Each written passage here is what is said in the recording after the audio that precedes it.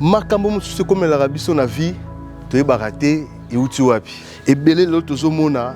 bakoma baveugle bato mosusu mpe abotama normal mais lelo akoma lokolo ekatana misusu lelo bakoma maboma alors ebele mpe lelo tozomona bazala na bambongo mais lelo bakoma bapauvre misusu lelo bamaboko ekatana bango bandeko mosusu mpe aotaka mosala alaki mwasi na bana ake mosala na makanisi ozonga palin mais azongi boye akutana bakuluna na butu bakotisi ye mpe ndako nyonso wana eza nini réalité ya vie désormais bokozwa émission na bino réalité ya vie eza émission oyo chaque fois tu Sarabino FM télévision et la Rabino Marambasika. Réalité à vie eza émission oyo bo banda ko découvrir ba histoire vraie ya ba kuta na ba vie pour que et puis ça biso mayele ba obiso to tikali to ba ndenge nini to ko vanda na vie. Bonjour, bonsoir, ça dépend air besoin d'abiso partout dans le monde. Mbote na bino so balandi ya FM télévision. Merci na confiance bo pe sabiso, merci na ba j'aime na bino, merci na ba commentaire de bozo commenter l'émission, bozo partager en tout cas merci vraiment. Merci na ba remarque de bozo sabiso ba remarque, bozo benganga en privé, en tout cas nzambe na likolo a pambola batu nyonso, bozo aimer, bozo partager, bozo benga biso. Alors merci beaucoup lelo. Toza awa na commune ya Selembao comme bo mesano. Dernièrement tu ambaki maman moko jeune fille ndeko sœur na kombo ya Cheraline na si ba vidéo ezoleka ndeko azaki na problème makolo atambola raté maman bonga kufa place zo vendre la difficulté alors il ekaki na émission na bino oyo ya réalité à vie alors ça ndeko moko aza un pasteur na Allemagne nde etouchaki donc nzamba touché mutema na bino papa fali naza na mingi te mais moi muke oyo na zui alors na pesa oyo notique la ndeko Cheraline pour que aider ninge ba mai zo côté pas na bango alukata moyen pour que asa quitter place wana alukata avant de quelque part soit ba bongisa ta lupango pour que ba mai ikota le suite alors yango lelo to kiti awa na si bomo na même na simalanga veni na bango za impraticable donc mai mbule beta suite mais mai zo vandaka dernièrement to la sera bino venu au kala na FM sur terrain bomo na venu mbule beta ba dindaka donc yango nda venu ba Cheraline alors to yesu awa mais tout ça surpris mbule zate mais tala condition bandeko bazo vivre non alors merci na pasteur Jay Kafwa merci na frère Don en tout cas merci na bandeko nos oyo bolanda émission oyo réalité à vie bo soutenir biso en tout cas merci vraiment alors pour finir dans le bamingi tete fait la radio te tokota to écouta na ndeko Cheraline comme ça to meka ko solana e en plus depuis to ya awa non surtout zonga wate donc to zonga le popé to ba pe étant de certains soki azande alors merci pour finir comme d'habitude quand tout ça là na kutana ndeko donc oza aveni na bango ndeka boso mona donc oza aveni na bango to eto kutana ndeko Cheraline soka za bonjour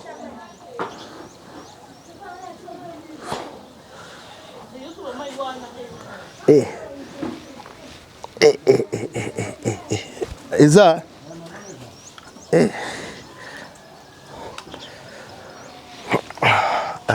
Angelo impraticable vraiment. Wow. Oh. Merci beaucoup Balandia FM télévision quand ndenge na tu kwa nous libanda toza awa na maman biso Cheraline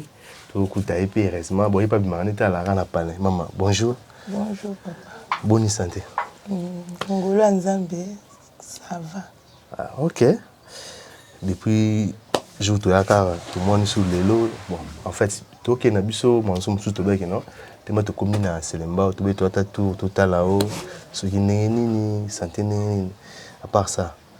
qui mezana moi ngoli kaka ngoli na endo bazo batela mkimki ah OK c'est bon ma chérie bon en fait au présent émission te excusez de tourner ba caméra boye biso to talo to lingara to ma caméra pour bande on a biso ya réalité à vie balinga ba mona ba bandeko na bango ponde oza bokomanda na bandeko ebele na FM télévision neti pasteur Jay Kafwa frère Don Douglas Tangaba do babato bakomisa bino bandeko na bango do biso bandeko na bango donc ngamo jamais na robeta tourner au talo sange na ta caméra pour que bango pe ba mono ndeni ozaeli ndanga tuna question mo pona koma to komi na pasi na habité mikolo mbule betite mais avenir no mai donc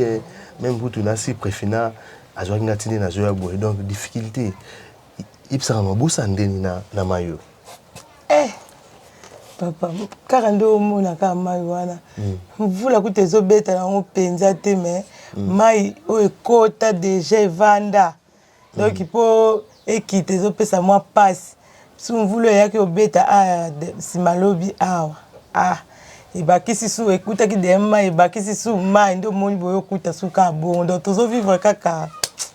ngolu kaka. Nga on a kam nga ko ainsi professionnel nga mais biso to ke dara pa ma chef to kutaka ma yon bon na ba na ko kaokate nga ko tema na bi ke migombo le beti nga biseke to kenze nzele za na bien mais to epe comme circuit to mon nzele nga ma bien te kaka donc ma yo po kita donc tozo bate nzamba sunga biso kaka ba mvula mai déjà ezozala da na veni tant sous ba mvula ezobeta ezokuta da mai wana elezobakisa makaka na sekwe kuna place mai koko leka nzele zate tozonyoka wana bangungi makambe belebele pona moni même na ba voisin na bino ndeti ba kima basundwa mapango bazala sute biso na butu bozala ndenge na somo le côté biso atokota da na ndako ba 16h 17h de afo bozala na bandako po ezana ekomi na lokwa isolé en plus ngungi bokokofana libana te fo boza pe na kisa ngungi bozotia po tina moi botopesa kisa ngungi po bovanda bien mais ça passe ma chevelle mais na bandako mai ngozo kota te nde eza boye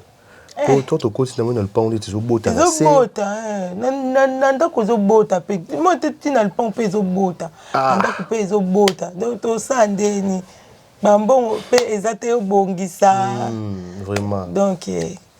moko bon na habité bon en fait moi je venais na tuna le colosco ndeni makolo ndeni kande to tikila wana kande botika ngai na bandi na nga kinete na bandi kinete ndeko to bamvula elandana ki wana ba malili wana esala ba mikuwa moi ba douleur ça la peine passe pour so lali na pour pas so la non mai c'est comme lili na imidita na tangu ezokota kota ezo ça c'est comme quoi passe qui n'est pas na bandité donc nzambe kasunga ndeni ni nani ndeko no buzana ne yepe na kutaika kate yake ndaka ko débrouiller abima na tonga ko luka kaka azonga soir azonga ba pokwa yake ndako luka moi loko olia ça va maman Chiraline en tout cas le kaka nina aussi le besoin de mission te toyeka poto kuta nao tout l'état de santé na yo to mekapi ko sola na au moins moké comme ça biso to les capsule mais eza ndeko moko pasteur moko andaki mission azana Allemagne en tout cas na pesi papa mbote na otanga kombono na mission mususu mais awa abisa biso fali otanga kombono ngate Bokeneta la maman Chiraline n'a pas à Jésus-Christ donc n'a pas n'a pas à Jésus passé en Allemagne andaki mission en tout cas et touché qui makasi benga ngai surtout il est allé passer dans ce cas où yozola là en tout cas ça qui est bien té a pas fallu na mbongo té na pe le côté mais et moi moké na zanango na tinda oetike la maman Chiraline ce qui nzamba ko songa soit ba bongisa ta nini libanda na bango pour que mai kota raté ce moyen zape à se déplacer à Lukata place mususu na Orient na yelelo pour que to kuta na to me pour sola na bande ko nyonso yo ba Orlando na FM télévision mais avant na banda na piso nini na yo maman Chiraline enveloppe na yo yango nzambe vraiment apambola enveloppe vraiment papa pasteur L'Allemagne. Nzamba mona yo papa. Amen. Abaksa ya mingi place enveloppe oyo ebimi. Amen. Ezonga papa na ngai. Yo yebinga tenga pe na yebi yo te. Kasi na bolingo nzambe asali ke osunganga. Iboko epesaka. Ezanga te kaukaka te. Amen. Place penze bimi nzamba pesa. Apesa ya mingi. Proverbe 11:25 ils à la partage na yo papa. Vraiment. Ils à la partage na yo na libota mobimba. Place eloko ebimi.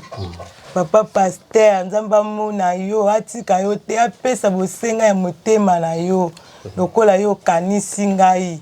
nzambe pa kanisa yo papa merci merci merci nanzana eloko opesa te nzambe alola nzambe oyo osambelaka akanisa pe yo na eloko oyo opesi ngai vraiment en tout cas nzambe apambola yo papa. Ça va, merci beaucoup maman Cheraline. Malobolobi déjà là c'est pasteur na Allemagne à Hollande yo ayokiango mais alobi ke à salon na part ya Jésus-Christ. Amen. Bon ba to ba Nzambe donc batambola na conduite Nzambe donc abona na tanga kombo na ye ke pasteur ki ngandi apesi autant non abino fali ezara pour le kombo Nzambe gloire à Nzambe et mata na aidé maman Cheraline mais o ezara première fois soit ezara le roi premier tour mais la dernière fois te so kinza basongi susu to yakin to kutana maman Cheraline to baksa susu na moi oyo ezangi en tout cas merci mingi pasteur biso pe na part na biso FM télévision to sengo merci pour moni bandeko so bo sala ba acte eza pe net boza ko soutenir chaîne na biso FM télévision en tout cas ndeko nyonso ozo kotsa lobo na poche azo bimsa pour soutenir ba invité o tozo yamba na réalité à vie en tout cas nzambe azanga te na kopambola yo merci na frère don na Paris en tout cas nzambe apambola frère don merci vraiment pour na encouragement pour na ba conseil na en tout cas nzambe apambola na mama na bana nyonso na kata ya Paris. Alors ma chère Anine eza pe na bandeko mosusu bazo commenter bazo benga même na privé en tout cas peut-être ndenge émission ya mama ni so pasi yebisa ye azalaka makasi nzamba kosunga ye so biso tozuma quelque chose en tout cas tokotinda kaka pa fali donc en tout cas bazo benga bandeko wana bazo benga bazana makanisa ko yedi mena minso no bazuite mais quand même bazo benga bazo soutenir yo na ba conseil na ba prière bazo bisanga nini ko yebisa bandeko wana mais malgré tout no bazuite mais bazana ba idée wana tout makanisi wana mais bazo partager quand même passe na yo elongo na yo vraiment pour na bandeko na nga wana na osenga nzambe apambola bino po bino pe bokanisa ngai vraiment nzambe atika bino te po sa wana bozana ngo nzambe akokisa yango nzambe amona bino avisite bino na ba capacité nyonso posa na bino wana ya motema na bino nzambe akokisa yango po bino pe bopesa ngai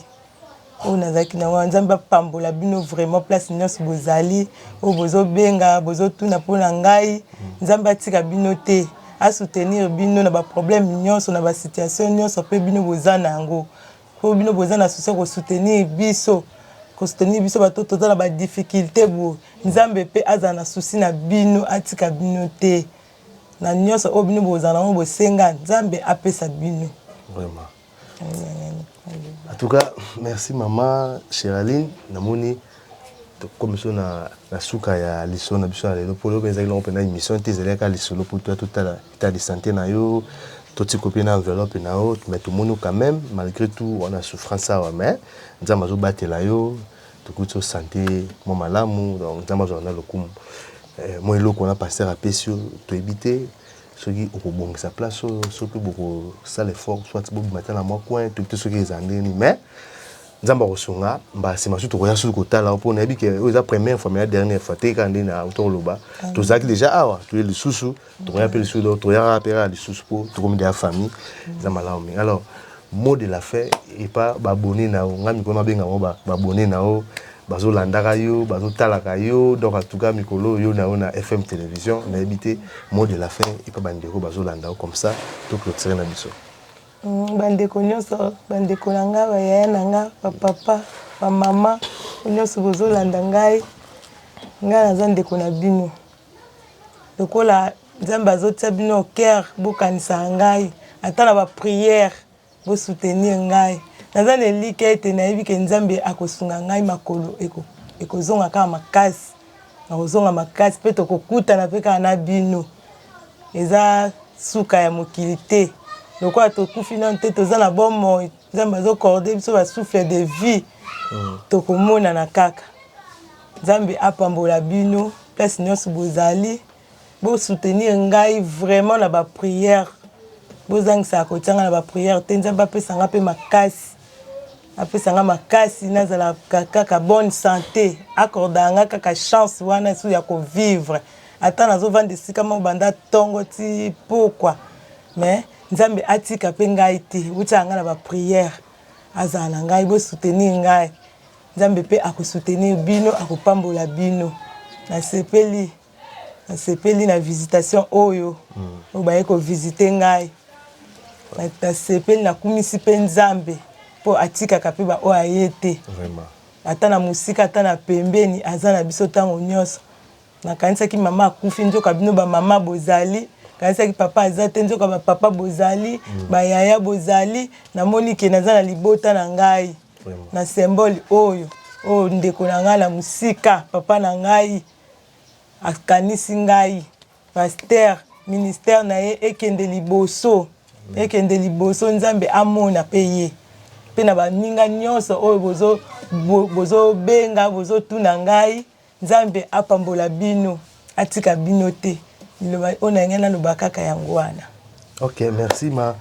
Chiraline. Un mot pour l'émission Nini Réalité à vie. Moi, le bas, mon cas, c'est pour l'émission Réalité à vie. Et ça a été bien, t'as la rare. Nzambe apambola nanu papa journaliste. Amen. Apambola ye po na canal na ye nde nazo vivre pe lokola batu nyonso. Vraiment. Na canal na ye nde pe namoni mokili mobimba pe ezoyeba ngai. Voilà. Po nazalaki mutu moko nayebanaki na ngai te nazalaki navandaka kaka na ndako nazalaka kaka na ndako kasi mokolo oyo moninga na ngai abetelaki ngai lisolo na ye. Donc amonaki musika au place naza te amonaki pe difficulté ya nzela te po aya mais donc ayaki po place nazovanda soki oza na bolingo ya nzambe te ezaka passe mais papa journaliste FM télévision ayaki vraiment akititi place onga nazali akutani nanga pe ezalaki mbala liboso te yango oyo susu aye lisusu donc namoni ke batiki ngai te baza na ngai elongo nzambe apambola bango vraiment apambola FM télévision apambola bango. Merci beaucoup Balandia FM télévision émission de Réalité à vie. Tokomi na suka to eka poto kutana mama Chiraline tout mon maman. Alors merci na bande ko nyonso o bozo aimer l'émission na biso, bozo partager, bozo commenter surtout bande ko bozo benganga bo pesanga conseil, bozo sala ba remarque pour na l'émission en tout cas merci vraiment Nzambe apambola bino, merci na pasteur Patience, merci na maman Élisée depuis Allemagne, merci na frère Don depuis France, merci na Douglas Tangaba depuis France, Grand Chofa. Merci beaucoup pour na ba conseil na merci na pasteur Jacques Kafwa na kati Australie na mama na bana nyonso en tout cas nzambe apambola ni bande ko hésiter te ndeko nyonso oza na problème en tout cas FM télévision émission au réalité visa pour na bino bato bona ba problème donc to ya partout place bozali pour que to kutana bino to meka ko sola na bino alors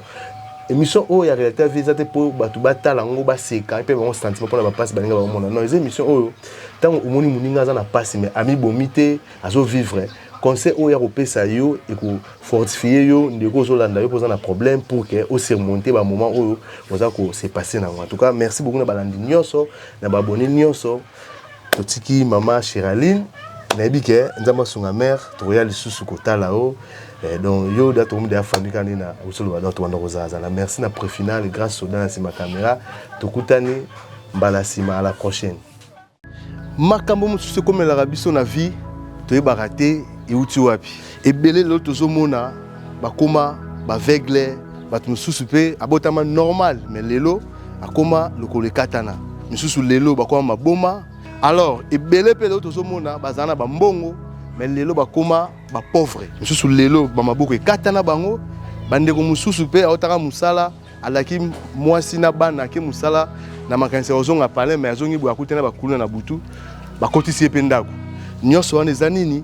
réalité à vie. Désormais, Bokozwa, émission Nabino, réalité à vie. Réalité à vie, c'est une mission Oyo. Chaque fois que tu as Rabino FM télévision et la Rabino Mambasika. Réalité à vie, c'est une mission Oyo. Pour découvrir l'histoire vraie, il y a des gens qui ont dans la vie. Pour que, et puis ça biso maele, au biso de Tikalito, il y a des gens qui ont dans la vie.